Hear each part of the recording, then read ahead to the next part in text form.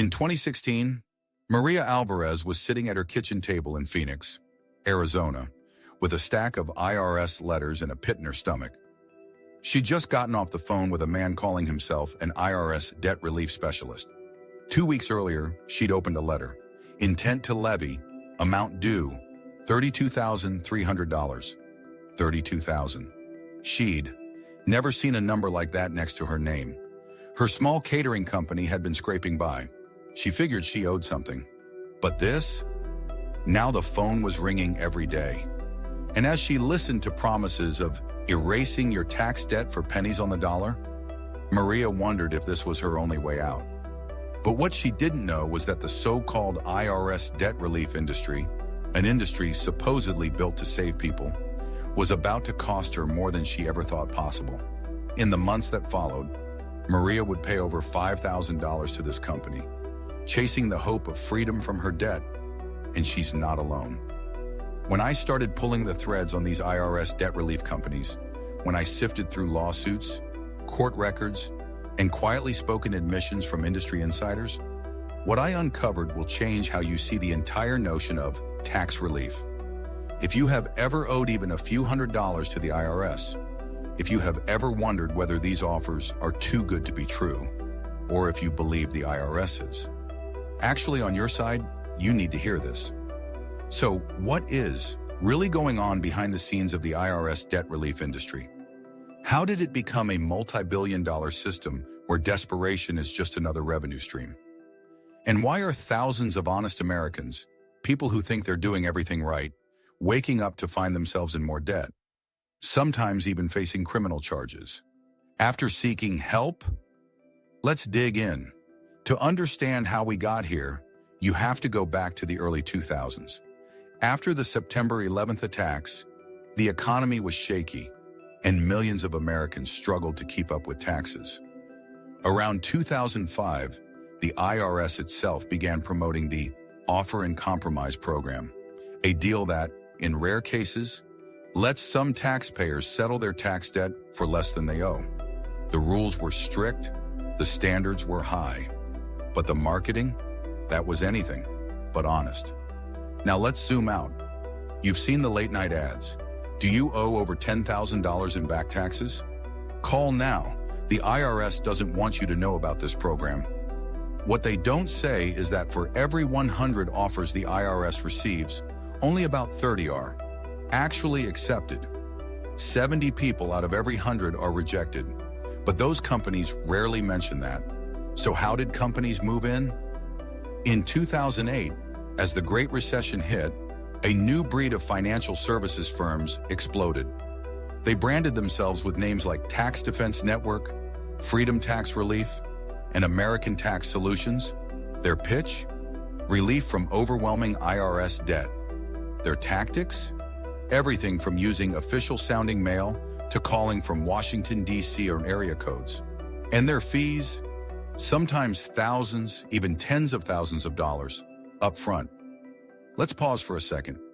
Why would someone pay $5,000, $10,000, or even $20,000 to a stranger on the phone? The answer is simple: fear. The IRS is the most powerful collections agency in America. They can freeze your bank account overnight, garnish your wages, put liens on your home, and the more people felt this fear, the easier it became for companies to promise a miracle. But here's what they never tell you. Maria, like thousands of others, never actually qualified for the IRS Offer and Compromise program. She didn't meet the IRS's strict standards, but her specialist didn't care. He just wanted her retainer fee. Let's look at the numbers. In 2011, the Federal Trade Commission found that Americans spent over $100 million a year on tax debt relief services. By 2019, that number had ballooned to nearly $400 million. But the actual number of IRS Offer and Compromise settlements accepted that year? Fewer than 25,000 nationwide. That's less than 1 in every 10 customers. What happened to the rest? Some got partial refunds. Most lost everything. And a few, like Maria, found their situations even worse. When her application was denied, not only did she still owe the IRS, She also had a new bill, the $5,000 she'd paid for help. But this isn't just about money. It's about trust. These companies present themselves as saviors. They use the language of legal authority. They tell you, we have former IRS agents on staff. We know the system. But in court documents filed by the Department of Justice in 2017, one of the largest tax relief companies in the U.S. was accused of systematically deceiving vulnerable taxpayers. Their crime? Promising results they knew were impossible, dragging out cases for months to rack up fees, and in some cases, never submitting paperwork at all. Imagine this. You're a 50-year-old contractor in Texas named Kevin. You've fallen behind on quarterly tax payments. You get a call, and a voice says, "We can stop the IRS from seizing your truck. We just need a $2,000 deposit." The fear is real. You wire the money. You wait. Weeks pass. No updates. Suddenly, the IRS freezes your bank account for the full amount you owe, plus penalties. How does this happen again and again? It's not just about bad actors. It's about a system that thrives on confusion. The tax code is more than 2 million words long. The IRS's own studies show that more than half of Americans misinterpret at least one major tax rule each year. If you think you're immune, that you'd never fall for this, consider this. The average income of IRS debt relief clients? Over $50,000 a year. These aren't just irresponsible people. They're ordinary middle-class Americans, business owners, teachers, retirees, all just trying to survive. Let's take another case. In 2014, the Attorney General of California filed suit against a company called Tax Masters. Their founder, Patrick Cox, had appeared on national TV in a bright red bow tie, promising to solve your tax problems once and for all. The state alleged that Tax Masters took nearly $200 million in fees over 4 years, while ignoring or mishandling thousands of client cases. Some clients saw their tax debts double while waiting for relief that never came. The company eventually filed for bankruptcy, leaving tens of thousands with nothing but more debt. But here's the twist. Even after massive lawsuits, fines, and shutdowns, the IRS debt relief industry is alive and well. Why? Because the psychological pressure never goes away. The IRS still sends over 200 million collection letters every year. And the more desperate people become, the more likely they are to reach for hope, even if it costs them everything. Now let's talk about the miracle at the center of the industry, the offer in compromise. You've heard the phrase, settle for pennies on the dollar. In reality, the IRS accepts only the lowest, most desperate cases. In 2022, the average accepted offer was just under $10,000, but the average applicant owed over $35,000. That means for most, the IRS rejects the offer, and you still owe your full debt, plus new penalties. Let's stop and consider, why aren't these facts front and center? Why aren't the risks made clear? The answer, according to former employees interviewed under condition of anonymity, is that the entire business model depends on keeping you in the dark. One former manager admitted, "We were trained to never say no. If someone didn't qualify, we'd review their file for months just to keep them paying." But it's not just private firms. Even the IRS itself profits from confusion. In 2018, the IRS collected nearly $4 billion in additional penalties. Penalties that only exist because people missed deadlines, misunderstood payment plans, or followed bad advice. Every year, the government quietly inflates its budget with revenue from ordinary people's confusion. So what's the real cost? It's not just the $5,000 or $10,000 you might lose to a shady company. It's the ruined credit, the frozen accounts, the lost homes. In some cases, it's even jail time. In 2015, a 70-year-old retired nurse named Dorothy paid $8,000 to a tax relief company in Florida. They promised to negotiate directly with the IRS. Instead, they simply stopped returning her calls. By the time she realized the fraud, the IRS had already placed a lien on her home. And here's an even darker secret. In some cases, IRS debt relief companies work hand in hand with predatory lenders. After collecting your upfront fee, they'll refer you to partners who offer tax debt loans at annual interest rates of 30 or even 40%. Desperate people sign just to stop the calls and letters. Months later, their tax debt is still there, and now they owe thousands more to private lenders. Let's look at what all this means on a psychological level. You think you're being proactive. You think you're taking control, protecting your family, your identity, your future. But in reality, you're being manipulated at your most vulnerable moment. The system is designed to make you feel alone, overwhelmed, and guilty. The companies know this. That's why their ads always start with, "Are you scared of the IRS? Are you worried about losing your home?" They're not just selling a service. They're selling relief from shame. But let's pause and ask, does the IRS actually want to destroy your life? The answer is complicated. The IRS is a bureaucracy. It wants its money, but it also wants compliance. In fact, the IRS accepts payment plans in over 90% of cases, often without punishing penalties or fees. You don't need a middleman, and yet, that's not what you see in the ads, or even what most tax preparers tell you. If you've ever wondered, am I just one bill away from financial ruin? This is by design. The IRS debt relief industry exists because the system is so complex, so intimidating, that even smart, responsible people feel paralyzed. The shame is part of the business model. Let's take a step back.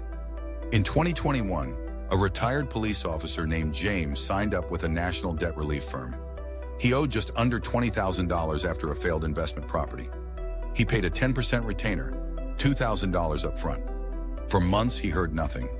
Then a single letter from the IRS. "Your request for compromise is denied." He called the company. His case manager had changed again. When he finally got through, they offered to appeal for another $1,500.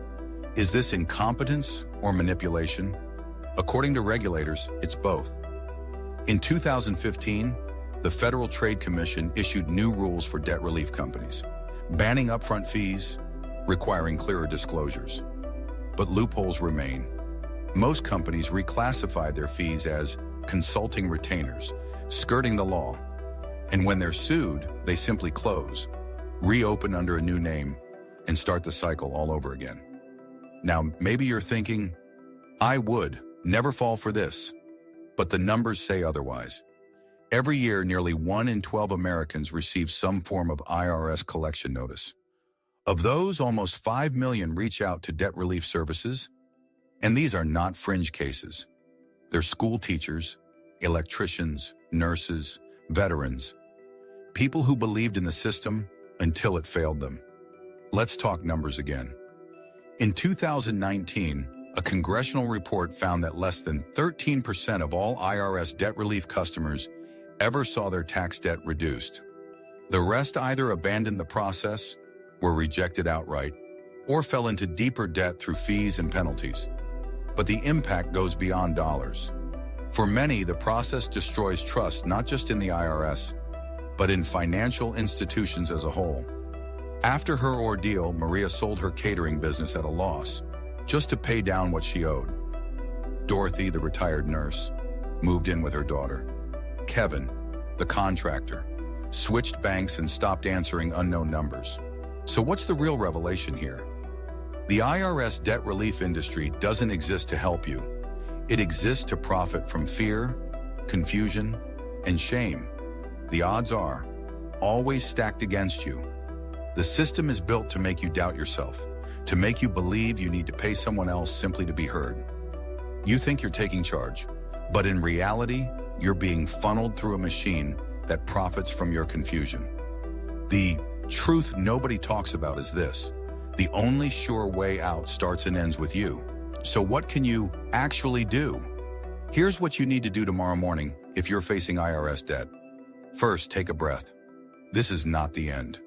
The IRS might be intimidating, but it is not a criminal syndicate.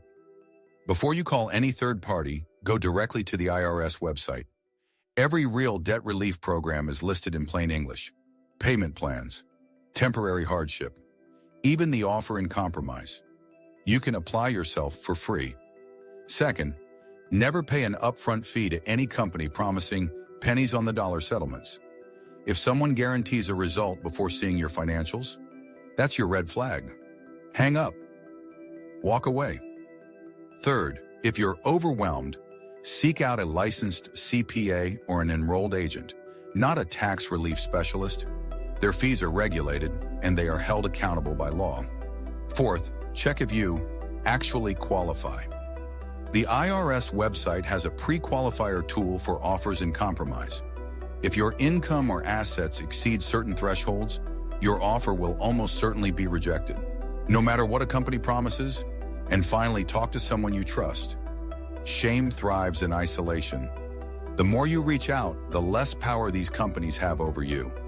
If you do this now, if you take back control, avoid the scammers, and deal directly with the IRS, 5 years from now, you won't just be out of debt. You'll have rebuilt your credit, your confidence, and your sense of security. You'll know you beat a system designed to keep you in the dark. So, if this investigation opened your eyes, subscribe to Mind Over Money and like this video, because the next time you see an ad promising IRS debt wiped clean, you'll know exactly what to do. The truth is out there. The system depends on you not knowing it, but now you do.